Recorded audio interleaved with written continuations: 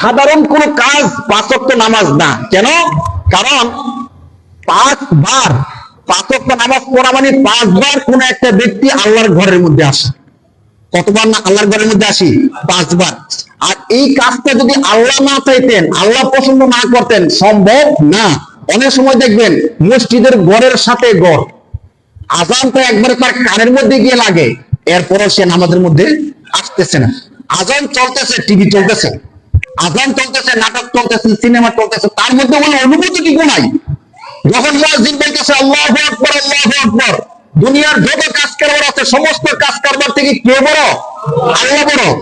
সে তো দুনিয়ার কাজ কারবার ছাড়ও নাই, এমনকি টিভিটা পর্যন্ত বন্ধ করছে। এমনকি নাই আমাদের দেশের মধ্যে? আপনারা খেয়াল করবেন, অনেক সময় আপনি অন্য মানুষের মধ্যে আছেন, আপনার সন্তান টিভি লাগায় রাখছে, বন্ধ করে দিবেন। স্বাভাবিকভাবে টিভি তো মানুষের ঘরে থাকে, লাগায় রাখে, অন্তত ওই সময়গুলোতে যেন অন্তত বন্ধ থাকে, আজানের খাতিরে, আজানের সম্মানে। আপনার স্ত্রীকে বলবেন টিভিটা বন্ধ করে দিতে। এই সময়ে যদি টিভিটা চলে, তো কেমন মুসলমান আমরা হয়ে গেলাম? ওদিকে মুয়াজ্জিন বলতেছে আল্লাহ বড়, ওদিকে মুয়াজ্জিন বলতেছে না, কে বলতেছে? আল্লাহ বলতেছেন। ফিকহ আর উসুলের কিতাবের মধ্যে আসছে যে প্রতি 5 ওয়াক্ত সময়ে আল্লাহর পক্ষ থেকে এই ঘোষণাটা আসে, যে ঘোষণাটা মুয়াজ্জিন শোনায় দেয়। শুধু মুয়াজ্জিন এর বাংলা অর্থ হলো এলানকারী, ঘোষণাকারী। সে মূলত কিন্তু না। আজানটা কার পক্ষ থেকে আসছে?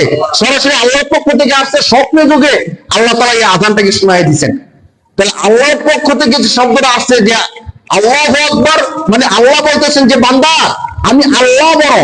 কে বড় বলেন? আল্লাহ। তখন আমি টিভি লাগায়া সিনেমা দেখতেছি, তখন কেমন আল্লাহ রাগ করবে না? কেন বলেন?